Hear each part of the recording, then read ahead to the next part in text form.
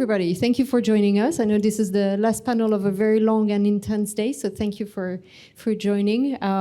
So I was told by Bruno that we should not do introductions because I have a panel of well-esteemed panelists, so so we can sort of go right into the substance of the discussion as well.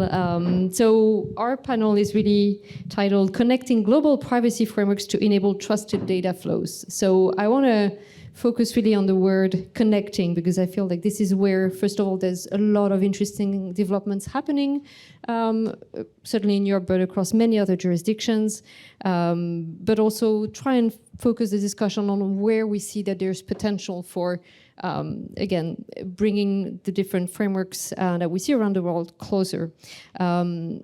There's been a lot of development, as I said, in many jurisdictions. Certainly, many laws have been introduced in different areas over the past 2 years. There's a little bit of movement in the transatlantic context, I guess. That was sort of discussed this week. The OECD has also been quite active in the past few weeks, months. And so we're going to try and go over some of those developments, but again, with a view to where there are areas where connection can be further improved. So I do have a few questions for the panelists. I really encourage you all to raise your hand and come in with questions as well during the course of the conversation.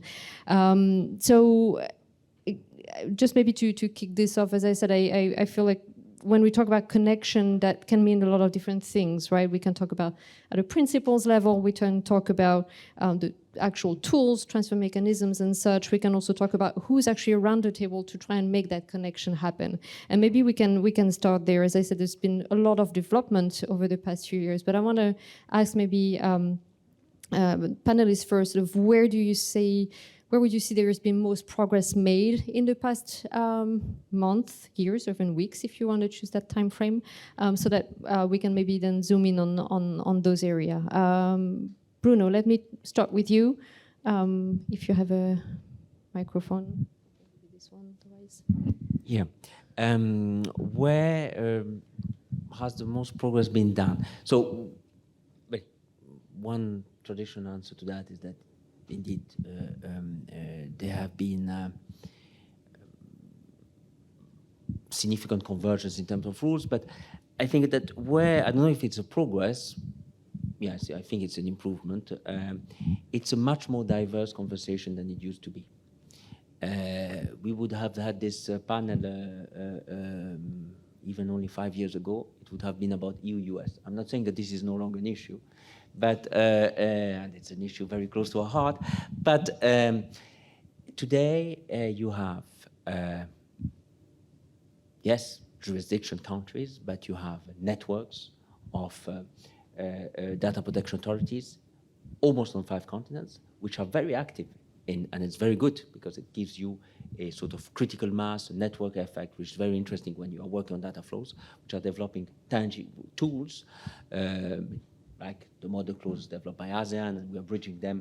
Yesterday there was a very good panel on that. Just to give an example of where we, as a region, can work with another region, we the EU, but this is true for many other organizations. International organizations, OECD couldn't be better represented this afternoon, and that's also I would say not a completely new actor, but that what is interesting is that we are not only talking about rules, you were right, but we are talking about tools, about really how to connect by developing compliance tools. So I think that's a very encouraging progress. Another progress is it's a more diverse and it's a less, I would say it, and I think I believe it, a bit of a less ideological issue, which is also very good, because we are here addressing very concrete issues, and we should address them with an open-minded. And that's because it's less ideological. I think that's also why you see more solution and more diverse solutions. Where probably the missing element, which would help, because when people work together, they tend to trust they tend to trust each other, is real cooperation on enforcement between public authority, between data protection authorities or privacy authorities. That I think would really help. And I'm always surprised how this is, how little this is developed in this area compared to other regulatory areas such as competition, financial supervision, etc. But that's maybe already the answer to another question. It shows that it's I've probably spoken to in too many panels, and I should shut up. No, thank you. As everybody's telling me that I'm speaking too many panels, so yes. Convergence of panels. Exactly. So more diverse conversation, less ideological conversation, more actors around the table, and we can put a pin in the enforcement piece for the time being. But that's an interesting one to come to. Let me maybe turn to Barbara to ask your views on that as well. In particular, maybe talking about the stakeholder aspect in the conversation. I mean, obviously we have a diverse panel here that represent different types of views. How easy is it to be at the table and to take part in those conversations, and where do you come in on what it is that private sector can bring to the table as well in again moving forward this connection of ideas? Sure. So Workday is an enterprise B2B company in human resources, financial management in the cloud. So just to set the stage, I'm looking at it more from that enterprise side as opposed to a consumer side. We're a data processor.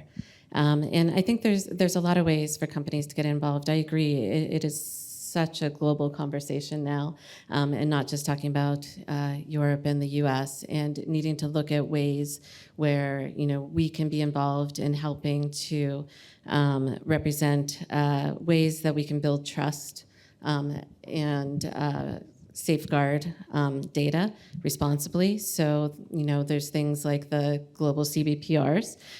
Workday was certified to the APEC CBPRs as well as the PRP. And so we're very involved in trying to help champion the adoption of those as there's going to other countries and getting involved. We also, believe that industry has to look at ways where we can demonstrate compliance through things like Cloud Code of Conduct. And so we were very involved in helping to create the EU Cloud Code of Conduct. I think that's a great way industry can come together, work on a framework, get it approved through the regulators, and then be able to demonstrate trust. Now, I think what we need to continue to do is to look at ways where we can look at interoperability and how we can continue to do mapping between these different frameworks. I agree that the panel yesterday was wonderful, and having tools like we saw get published from the European Commission and the ASEAN on the mapping of the model clauses are incredibly helpful to industry, and to continue to look at ways where maybe I believe they said the next will be best practices and how to use them. And so anything we can do to be involved in those, I completely applaud those efforts, and I think they're really helpful to demonstrate how to more easily use these tools and to have data free flow around the globe. Thank you. And I'm going to continue to go through my panelists, but I want to build on what Barbara said as well from a stakeholder standpoint. Certainly, so Clarisse, with the OECD, it's an organization that we've seen increasingly present in this space, and really with the role of sort of convening, coalescing views on data transfer issues, but not only, certainly. Again, this idea of being a convener, I guess, is one of the strengths of the OECD. It's not the only one, but the organization has been able to work on issues that were maybe stumbling blocks until today, and yet you've been able to advance the conversation in various ways. So maybe you can tell us a little bit about what the OECD has done in that space recently, and perhaps to Barbara's point as well, how you can then bridge what the OECD is doing in this space into feeding the conversation from a sort of operational and practitioner standpoint as well. So you give me like 20 minutes? No, I think, okay, I'll answer your question as well, of course, but just a quick comment to what Bruno said earlier. We are in a radically, fundamentally different landscape from even 5 years, 10 years, 20 years ago, for some of us who've been in this privacy circus for a long time. We are witnessing a complete revolution of these issues, much more complex in many ways, much more interesting, and they're really at the core of the functioning of our societies, economies generally. So it makes sense indeed for the OECD to be more involved in these issues because of this very broad 38 member country membership. We've been beefing up over the past years our capacity to work on data governance and privacy with a proper data governance and privacy working party being set up as a spin-off from a previous working party that was more focused on digital security and a bit of privacy. So it shows like the structure of the organization is adapting, reporting into a committee on digital economy policy that is becoming every year stronger. And it's actually a pretty amazing organization to work in. I mean, I joined only in August last year. I can tell you, it's just incredible how much can be done in that organization. When I joined, I was told there was a lot of flexibility in the bureaucracy. I wasn't exactly sure what that meant. But indeed, it is an international organization, so it is heavy, complex sometimes, but it is an organization where we can anchor a diversity of initiatives, of projects, including one that you might be familiar with now, which is a project that consisted in identifying commonalities between the 38 member countries of the OECD on government access to personal data held by private sector entities. I don't think it's the right place to dive into the details, but just overall to say it's the first agreement among countries, international agreement, non-binding, I know we can discuss this, but still an international agreement among countries on extremely sensitive issues, including on national law enforcement and national intelligence issues. Bruno was part of this. It is possible to have these conversations now. I don't think it was possible 5 years, 10 years ago, so things are changing. So the OECD has done that, has done other things. What we see in parallel is the development of the so-called Data Free Flow with Trust initiative initiated by the government of Japan a few years back in 2019. Now we see very positive development in that space. You've heard the word DFFT or the acronym DFFT probably many times before without knowing what it means. Nobody really does, to be honest, at this stage. What is certain is that this concept, which we call which enables creative and ambiguity, if you will, offers a home for all sorts of issues to be dealt with to facilitate data flows. Because now what was a fairly technical issue for lawyers, mainly, how do I implement Chapter 5 of the GDPR, implementing contracts and so on and so forth. We know these issues run much deeper, and facilitating data flows implies working, of course, on these issues, and they're major, and indeed, all the work that, the Commission in particular has been doing, but many other countries around the globe have been doing on data transfer regulations is key. But we also have to look at, of course, government access, data localization, beefing up regulatory cooperation. We can go back to that later, particularly on cross-border enforcement, but also on cross-sectoral enforcement. And so we've initiated all sorts of activities at the OECD to facilitate this conversation. So we can come back to that later. So the landscape is more complicated, more complex than it ever was. But that's not a reason to give up. There are lots of avenues for cooperation, lots of hope, and we're very happy to support that work. Thank you. And indeed, you've all mentioned already a few initiatives, using that word fairly loosely here, but that are quite promising in that space.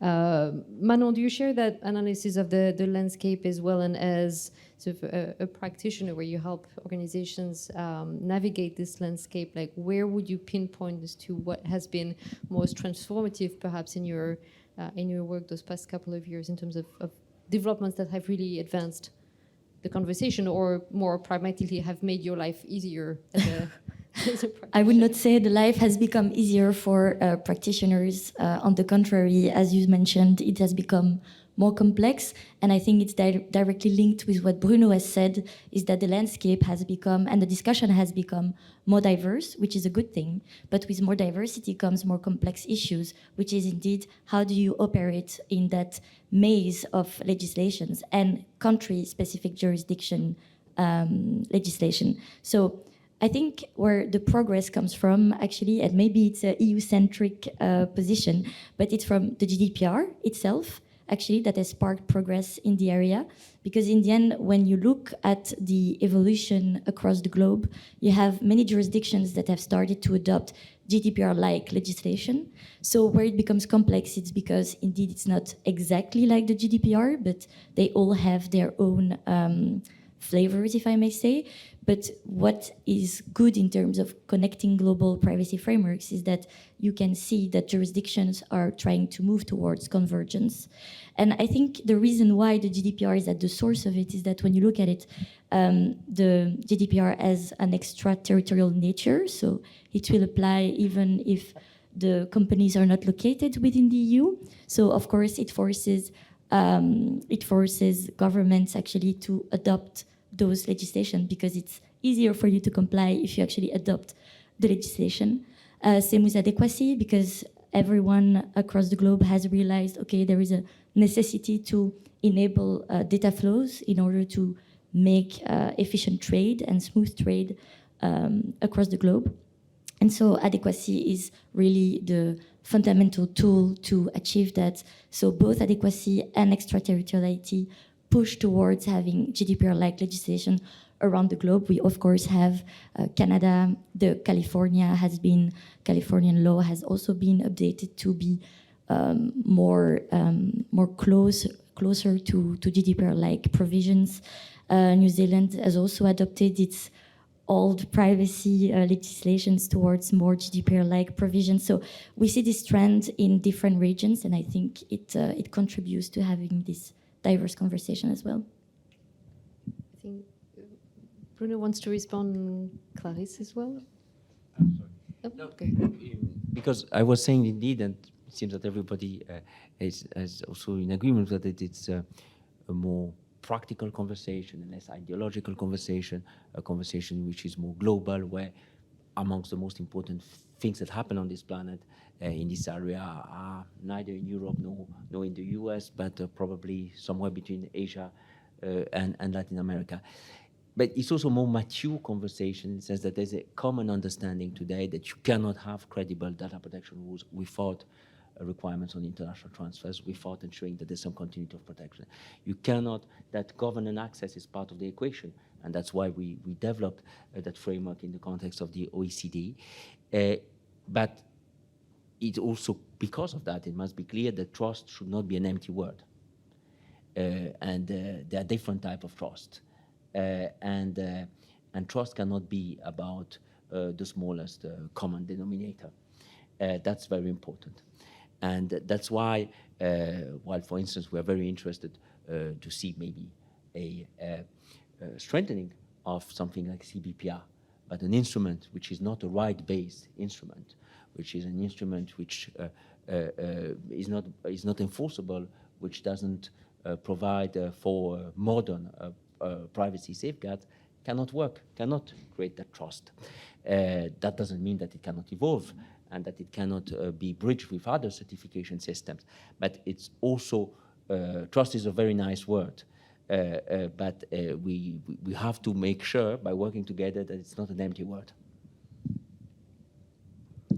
Okay, two things. I wanted to react to Manon, but now I will react to Bruno as well. So that's the game, right? We have no proper structure for this session. It's on its own.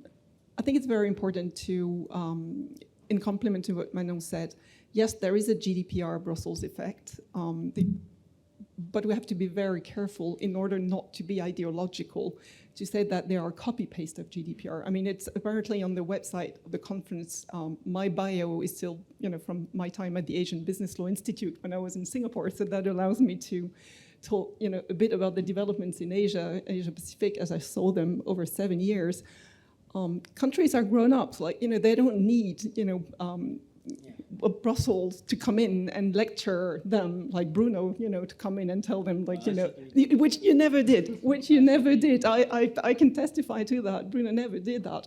But there is still this misconception that, because GDPR, Japan adapted its law because of GDPR, Korea adapted its law because of GDPR. It's just, it's not true. And it's even very condescending to think that it can be the case.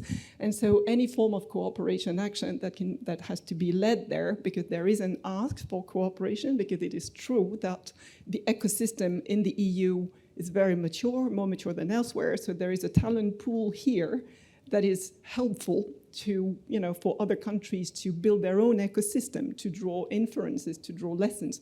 But countries are free and decide by themselves how to do that. But sometimes in some countries it's just a blunt copy-paste indeed, because they do not have the capacity to do a tailor-made, exercise. And this is where we run into problems sometimes. So we have to acknowledge this diversity. So it's a great trend, but we have to be very careful as to how we frame this in the context of international cooperation, including at the OECD, but also beyond. We have to be very mindful of the fact that, indeed, this is not an EU-U.S. conversation anymore. This goes way further than data transfer discussions. We're also talking about all the other provisions that you find in the data protection law and all the ecosystem around it, including government access, however difficult that is. And it's very important to have this, comprehensive view on things. I don't want to take too much time, but I'll stop here. We can. No, this is great, and I'm glad I had prepared questions. They went down the drain because this is much better, much more interesting interaction. I want to come to you, Barbara, to sort of weigh in as well from a perspective of a company that operates globally, and we've heard of global CBPR being on the right track. I'm paraphrasing, but we still see some building blocks that need to be reinforced. What's your take on that? And to Clarisse's point about the dynamism in the ASEAN region as well, where do you see some potential there, and how do you look at it again from being very pragmatic and solution oriented from a company perspective? Right. Yeah. I'm definitely not saying it's perfect now, but as we look at it from the perspective of a company that needs to be able to support our customers with compliance with these privacy regulations that are now truly global in nature, and like you said, there's across the United States now, we're seeing so many as well. Any mechanisms that we can find that can start to build programs where we can harmonize and have it based on principles, even if there needs to be, little differences to comply with different areas, but to be able to comply with the global CBPRs and have EU Cloud Code of Conduct to still demonstrate GDPR compliance helps in scaling the programs. I mean, at the end of the day, we should be investing in having a program that's transparent, that demonstrates for accountability, that builds to principles that really protect personal data. And my concern is that, at times as we're having all of these regulations go around the globe, you're seeing the privacy professionals spending more time in terms of updating contracts to add just another clause referencing another law that's not actually, spending time building and governing the programs. And I'm fortunate to be at a larger enterprise company where we can scale and work on that and have teams that do it. But for the mid-size and small companies, that's really a challenge. And so any of these frameworks and certifications we can see that can help companies demonstrate compliance across multiple regions with their program, I think at the end of the day ends up helping protect the personal data and gives people time back to actually build the program and controls that they should have. But again, not saying it's perfect yet, and I think there'll still be more enhancements and work to come with the CBPRs. I want to explore maybe one thing that is related to Manon's point about the GDPR and perhaps dive a little bit into adequacy. At the IAPP, we've done research recently which shows that over 74 jurisdictions have some kind of adequacy-like mechanism in their privacy legislation. So this is definitely something that perhaps the GDPR has played a role in democratizing, if that's a word, or certainly help the conversation around the value of this model. Again, this is probably not a perfect model either. There are some limitations to that. But I want to dive a little bit into adequacy and the potential that lies into this mechanism, in particular when we start to look at mutual adequacy. I think with Japan and in the EU context, this has been a good example of a positive conversation. I think the first review was done recently on that. So, Bruno, what's your stand on that, and how much potential do you see into that prospect? Well, again, this is about having a broad toolbox, and this is not about pushing for one instrument rather than the other, provided, of course, they guarantee a sufficient level of protection. But adequacy still is unique in its benefit, because adequacy, it's often, because I often see it compared to other instruments, and I then realize that there's similar in this. Adequacy is basically a tool unique in the whole landscape of EU law, where we can consider that an economy jurisdiction, foreign jurisdiction, that we can assimilate that foreign jurisdiction to a member country of the EU. While that foreign jurisdiction is, of course, subject to its own laws, and that's why there's a certain test of similarity. But that means that when an economy is considered, jurisdiction is considered adequate, that free flow of data across all sectors, if there's sufficient coverage, of course, in the other jurisdiction, from small, medium, large companies, without any additional cost mechanism to put in place when it comes to transfer. It's about, again, assimilating a foreign country to a member country of the EU, so that data can flow to that country as it flows between Brussels and Berlin. So that's unique. And it's indeed very interesting that their adequacy has developed, and we've sort of new forms of adequacy. Mutual adequacy arrangement, I understand there's more complexity, but when there is this convergence, which is not about, again, copy-pasting, but we see that jurisdictions around the world have provided adequacy or something similar to adequacy in their transfer toolbox. And that allows us to have a mutual arrangement like we had with Japan, like we are negotiating right now with Brazil. Korea has just amended its law to provide for the possibility of an adequacy decision. So that's also something we are going to work on, and there are many more examples. And that's having really an area of free and safe flow of that. And then there's another aspect of adequacy, which is that network effect. I often hear adequacy, old-fashioned, no longer adapted to today's reality, where you have long processing chains concerning several jurisdictions. First, as I said, is this sort of mutual dimension of it, but when we adopt an adequacy decision, we as the EU, it is automatically recognized by around 20 other jurisdictions around the world as something which is also valid for a transfer under their own laws from countries as different as Colombia, Switzerland, Israel, Morocco, just to name a few examples. So that when we consider, for instance, Japan adequate, this means free flow with the EU, but also with this other 20 jurisdictions. And that's something we want to expand, and we would like very much to explore with our adequate partners how to make the best of that network effect. Thank you. Anybody wants to add on that aspect? Maybe I think it's indeed very good. Adequacy is a unique tool, and I think what you touched upon about mutual recognition of adequacy is also because you increase trust to the highest level, because what you have is then two countries, countries versus region for the EU, actually recognizing the specificities as well of their own data protection framework. So you're not saying, for example, that I recognize you because you are only like a GDPR, to come back on what you said. It gives also a certain recognition to the partner you're working with. And I think how you can further develop mutual adequacies is by indeed linking that to trade agreements, and that's what happened with Japan, because Japan concluded its economic partnership in 2018, and then 1 year later we had the mutual adequacy, but Bruno would know better about that than me, of course. I think the fact that you link mutual adequacy with trade has also this effect of increasing cooperation effectively. and increasing trust. So I totally concur that it would be a useful tool to keep on deep diving in. To add 2 points to add to that.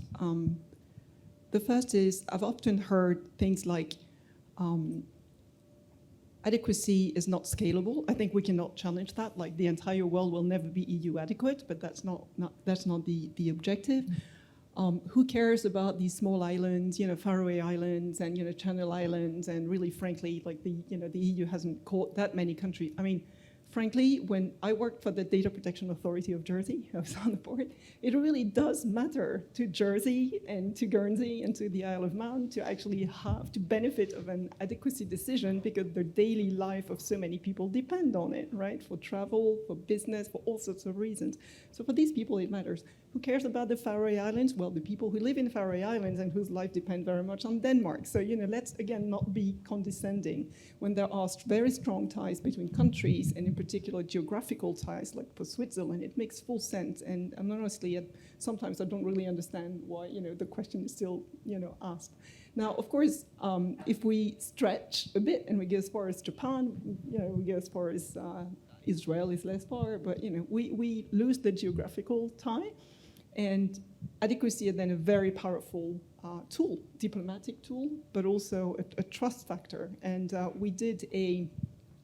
we wrote a report at the OECD that was published a few months back, and that was endorsed by the G7 ministers 10 days ago. So we're very happy to see that, of course, and that recognizes among the different business views that we collected on the, how to operate data transfer regulations globally, that a number of tools, including adequacy, are useful to have in a toolbox, as Bruno was saying, because it is a powerful trust factor. Now, that said, it is also true that businesses will rarely rely, I'm not speaking for you guys, you can add to that, but we usually have other layers, for compliance, and will not rely on adequacy only unless they are in the specific circumstances when they can afford to. That said, it doesn't matter, because it's a powerful trust factor. And even though these conversations are less ideological today, they are also very political in some settings. And the fact that the G7, for instance, countries have agreed, to endorse an institutional arrangement for partnership, I'm sorry, it's very complicated, but for this so-called DFFT thing that we cannot easily define, is actually a very powerful sign that governments at the highest level now recognize that data flows are an issue that need to be dealt with very seriously. And therefore, we have to look at these issues in a holistic manner. Diplomacy, reinforcing tools between like-minded partners, reinforcing ties, adequacy can serve to that, and listening to businesses because they face particular challenges, which you were mentioning in this context where laws are being passed and implementing regulations are being adopted and data protection authorities are being set up, and we're still waiting for guidance. And it is difficult, right? It is not easy. But we also have to be very mindful of taking civil society on board and making sure that privacy levels are not watered down just because the situation is complicated at the moment. So it is really this whole ecosystem that we need to build, not to forget, of course, data protection authorities. Maybe now is the time to go to enforcement, but I'm not the moderator. But it would be a really important element to add to this conversation, because without strong regulators that can effectively cooperate on enforcement and more, the ecosystem can be, will lack something major. Mm-hmm. No, absolutely. And I will open it up to the floor. So please raise your hand if you have a question. I think we will have a roaming mic. But I do want to indeed come back to that point around enforcement, because you all mentioned regulatory cooperation as well. And that can come in a lot of different ways. It's not necessarily about enforcement. It can be about a way to carry the conversation, a way to bring different views to the table. So Barbara, what's your take on that? Like, what, from a regulatory cooperation perspective, what it is that you would like to see in terms of development and improvements? In terms of enforcement? Looking at regulatory cooperation in particular, what do you think is missing there? How can we achieve proper regulatory cooperation? So how do we bring regulators into that mix? And what do you hope can come out of a a more effective regulatory cooperation? Yeah, from the enterprise B2B perspective, I'm trying to think how I would look at this one, honestly. I mean, from the looking at it just within Europe in particular, I mean, to us it's important to be able to go to the supervisory authorities still in terms of, and I see smiles already happening around the room, in terms of, being able to have the one-stop shop under GDPR and to look at that. I do think having the concerted efforts and being able to share incident information across the globe is important, but I don't think this one's as applicable to us. I think you mentioned regulatory cooperation first, and you did mention enforcement. Do you want to expand a little bit on what you had? Well, yeah. I mean, data protection authorities today around the world, most of the time they interpret and enforce similar concepts, investigate similar, if not the same practices, put in place by often the same companies. It simply doesn't make sense from both a protection point of view and a legal certainty point of view that they don't cooperate. This convergence, this regulatory convergence we're talking about is around a certain number of principles, a certain number of rights that are not formulated in a very different way from one jurisdiction to the other. For instance, there could be common guidance. But it was very interesting to see that the authority of Singapore developed something on pseudonymization, and that was then used by the authority of Spain to interpret pseudonymization, the EU law. So that's, I think, big benefit for business in terms of having more legal certainty about how similar concepts are interpreted across different jurisdictions. Enforcement cooperation means really continuity of protection in practice, so that big benefits in terms of rights. Economies of scale, more efficient investigation. Again, we have I'm not talking about this privacy conference, but meaning, and Clarisse knows it very well, that data protection authorities are meeting all the time in sometimes the most pleasant and exotic places of the world. And there are very little meetings about actually what they do, which is investigating on cases, exchanging information on cases, comparing notes on the type of legal assessment you carried out. It doesn't make any sense. And this is something that exists, that it's part of the daily bread. When I was working, I come from the competition, when I was working on cartel or mergers, but we would call the FTC, the Japanese authority, the Brazilian authority, and we would do this on a daily basis. And we would even plan together our investigations. Why is this not possible in the area of privacy? So it is starting to be possible, and that's why I very much believe in these networks, because that's, of course, what we are doing in Europe, but not only. And as you know, in Europe, we will propose in a few weeks an instrument, legislative instrument, to even further facilitate cross-border cooperation. But now that we have this regional networks, they should cooperate amongst each other. And we have an instrument that has never been used, one of the few articles of the GDPR that nobody talks about, which is Article 50,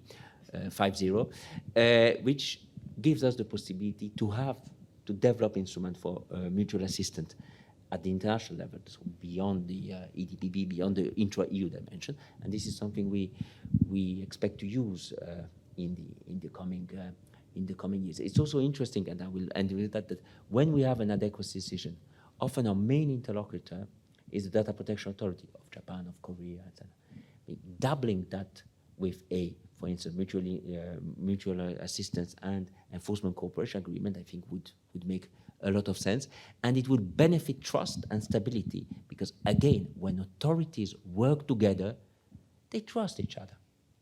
A lot of the misunderstanding on the EU-U.S. transfer are, a small group, I can say it, but are, not entirely, but are in part due to misunderstanding, miscommunication, absence of cooperation at that level, at the enforcement level. So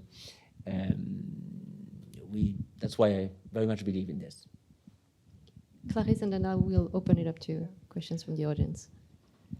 The OECD in 2007 has actually adopted a recommendation to facilitate the cross-border enforcement of privacy laws. That the short title, it's in effect much longer. And we are, as every recommendation needs to be reviewed every, say, 5 years. We are currently in the process of finalizing the review, and there will be a number of revisions made. This is what is being recommended to facilitate cross-border enforcement, because indeed it is key. It is a complement to the OECD privacy guidelines, but meaning the data protection laws in every single country. If you don't have enforcement, your law will, be crippled in many ways. And international cooperation is a de facto, not only within the EU, where these mechanisms are, really enshrined in the text, but, at the international level, truly a reality. Like, data protection authorities work together every single day on enforcement, but all the way down the chain, from complaints handling to exchanging information in a very loose, informal manner, not on confidential cases, obviously, but situations they faced, which are not necessarily leading to enforcement action. It is a reality. And so the recommendation takes stock of that, and we've organized a number of roundtables, consultations with data protection authorities, including all the existing networks, which indeed are many, and in fact do different things and are serving different purposes, actually. Sometimes it's more capacity building, sometimes it's more effective exchange information. I mean, there are very different networks, depending on the region you're in, depending on the profile of the authorities that are joining. And there are a number of obstacles today that appear very clearly. Like, sometimes the mandates of the authorities, of the privacy enforcement authorities that might not be data protection authorities always in the strict sense, will be different. Their capacity, their legal capacity to transfer data on sensitive cases, on confidential cases, will be limited as well. Sometimes you will need the intervention of a judge for certain acts in your procedure, and that's lacking. So all these little, details are actually extremely important and need to be worked through, so that we do the last mile delivery, as I often call it, so that the big principles that we all share effectively mean something on the ground. Now, another point, and that may be a segue to another conversation, but that came up consistently in our consultation with the data protection authorities, is the issue of cross-sectoral cooperation, more and more. Primarily it's financial authorities, but also competition authorities and the health authorities and so on. I mean, I'm sure that Barbara and Manon could speak to that. And so at the OECD at the moment, we're launching a very large work stream on facilitating cross-sectoral compliance between data protection authorities and other authorities, let's call them that. It's a lot of work, but I think it's essential. We'll start with the financial sector in particular. We've already done work on open finance, open banking, work on open finance. Giuseppe here in the room is working on that. I think this is key, and this is the future of the cooperation for regulators, and it will really aim at facilitating the life of businesses that are increasingly subject to sectoral requirements on data, including on data transfers.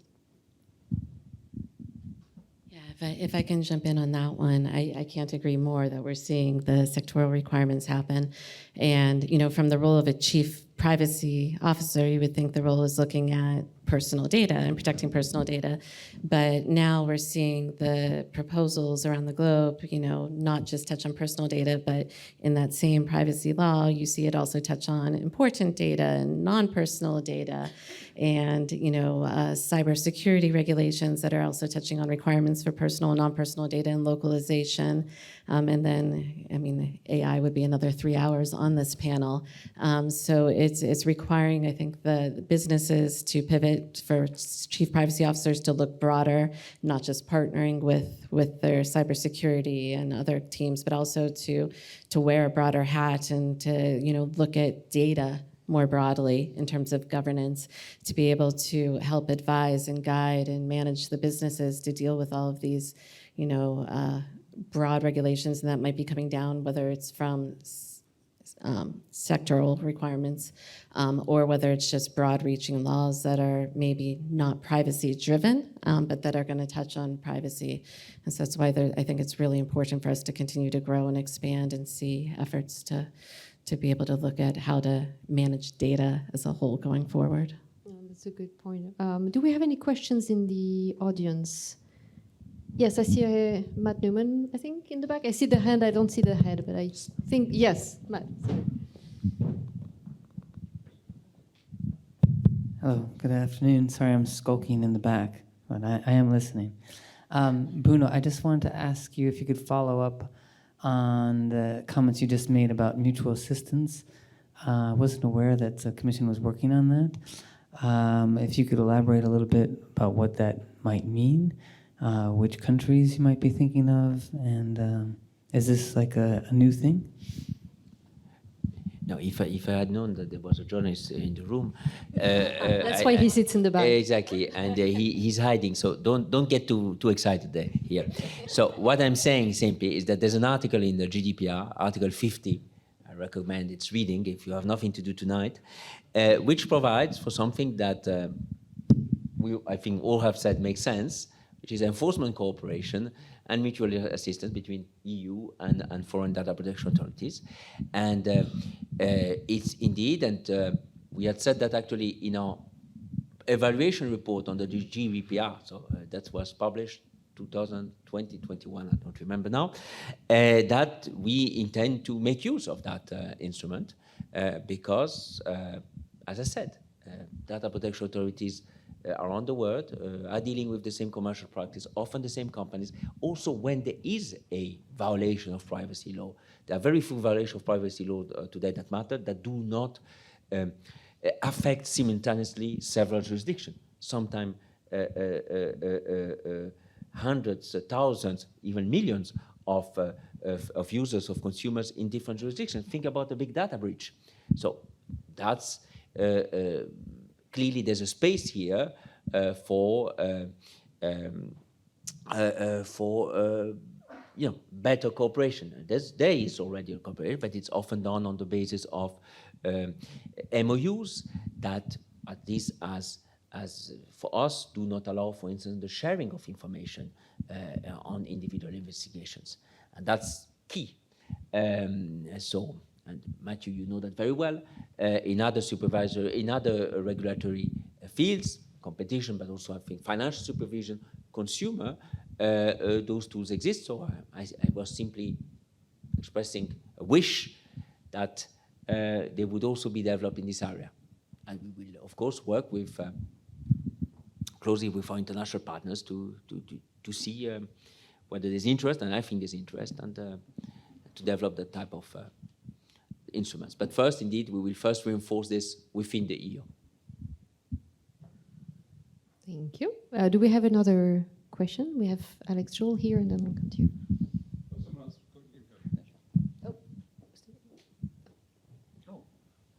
you. If you can also introduce yourself for the... Chris Doxey. I got a question for Clarisse. You mentioned the foreign ministers, the G7 resolution, which talks about these partnerships, and you also underline the role of data protection authorities. And I haven't seen anything about the round table pronouncing on this yet, and I just wonder if you've got any more information about the round table's views, and also what this mysterious expression partnerships is aimed at. Thank you. More creative ambiguity, Chris. Okay, so maybe a bit of background, because that's really not a conversation for everyone at this stage. So this so-called Institutional Arrangement for Partnership, or IAPP, is actually designed to operationalize, I finally managed to pronounce this right, operationalize the data free flow with trust. Let's call it an initiative, at the initiative of Japan. The IAPP has not yet taken shape. We're working on this. There are plans. It's still all this develops, over time. It is not mentioned in the latest G7 declaration. The IAPP is mentioned in the G7 DPA, Data Protection Authorities Roundtable, is not mentioned in the final declaration of the leaders, but it is referenced in the declaration by the digital ministers that was adopted earlier. And definitely the data protection authorities have to be involved in the operationalization of DFFT on everything relating to personal data flows. This is just a non-negotiable aspect of DFFT. It was never imagined that DPS should be left out. There was a concern at some point because the G7 Data Protection Authorities Roundtable, which is only like 2 years new, so this year, third edition, I guess. There was some ambiguity that data protection authorities would not be consulted. It is not the case, and this IAPP, as it's called, is to be. Well, the OECD has been tasked with the development of this IAPP and making proposals to launch it as soon as possible. That also is not very defined. We will do this in the context of the OECD. That's the plan.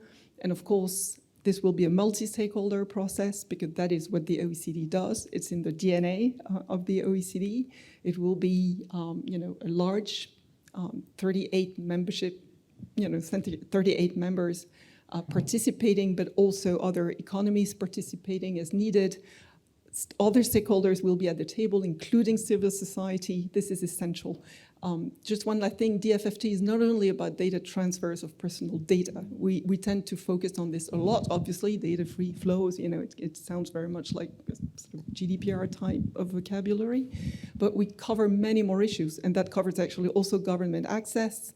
We're looking into possible follow-up actions to the declaration on government access to personal data held by private sector entities. It covers supporting cross-sectoral, cross-border regulatory cooperation, data localization, but also non-personal data, meaning like not anonymized or de-identified data, whatever you call that, really industrial data, all sorts of data flows that actually need to be looked at so that we build trust in all the dimensions, of the global digital economy. So that's a very broad. So the DPAs will be involved as much as needed, on issues that fall within their remit. That's obvious, but not all the time because some issues will not be relevant to the G7 DPAs and beyond.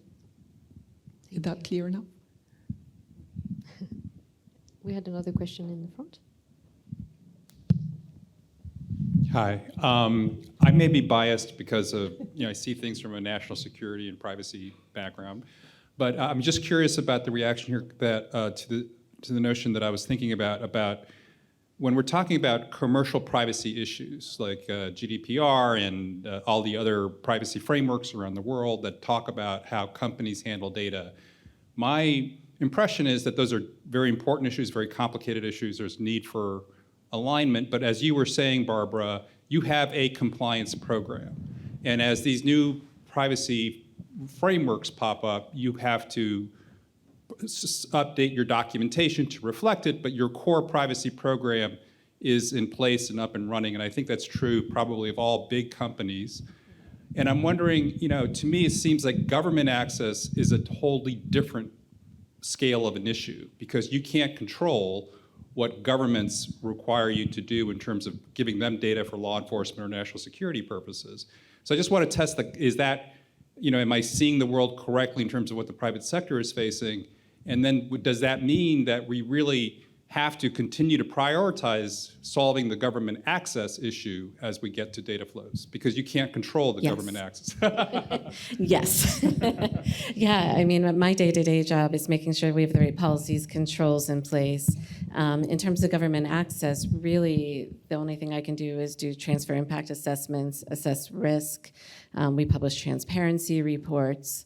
But other than that, yes, we absolutely need to prioritize that so that we can continue to have the trusted data flows and focus on the government access issues separate from the day-to-day commercial programs. Yes, if I can add on that, I think there are 2 points as well to take into account.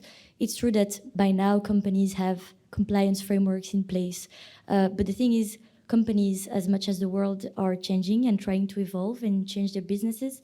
With globalization, they want to have partnership and create synergies with partnering with other parts of the world. So you would have a US company with presence in the EU wanting to collaborate with Asian countries. And so when you change the setup of your processing, of course, you have to take into account that entire framework that is a moving target, actually. So it adds a layer of complexity on your compliance program. It's not just adding a Lego on top of the tower you have built. I think another point I wanted to add to that is not all companies have the same resources to invest in data protection compliance. And so you have multinational players that have actually little resources in terms of staff or in terms of even budget for data protection work, just because of maybe the nature of the business. There are not-for-profit associations, or because of the nature of the business. Some of them don't really have as their core business the processing of personal data, but still have to comply the same way as other companies. So I think that's a level of complexity that we still need to keep in mind when we discuss compliance framework. Do we have another question coming from the audience?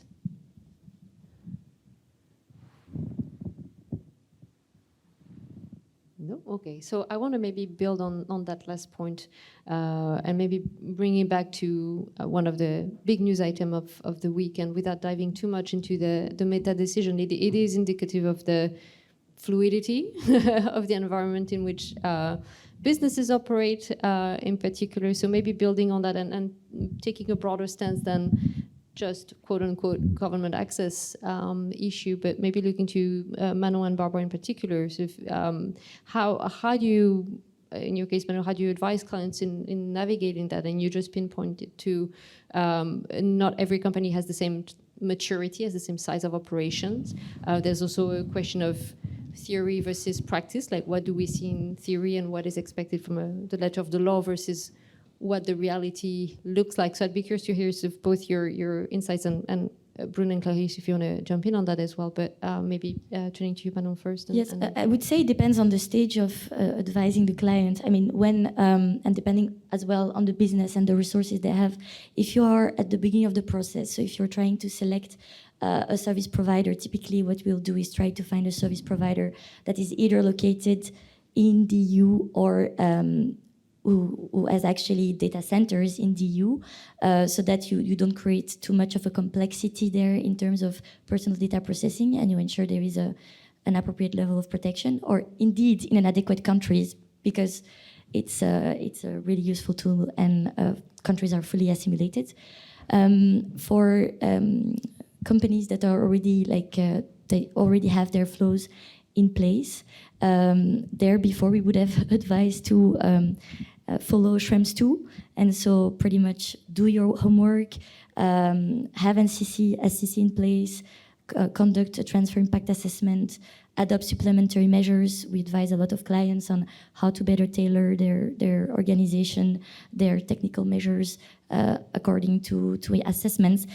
Now with the meta decision, indeed, it becomes even more uncertain because all of a sudden we have a decision that says you have done your homework, you were in good faith, you did not want to breach the law, but well, you did. And the sanction is quite big. We hit you with a big administrative fine. We ask you within 6 months to stop transfers, to put yourself in compliance, so actually change your entire business model to comply with the GDPR, which is quite a big hit. I think it's a big hit. Of course, it's a big hit for Meta, and we will see what the implications are. I cannot speak too much about it, but what I think is that will reinforce this trend of data localization for businesses, because they will be even more scared of transferring the data to maybe more exotic places. And so that's where cooperation is even more needed, because you will need the authorities across regions to speak among each other to find harmony in that. Otherwise, you cannot put all the pressure on the businesses to find a solution, of course.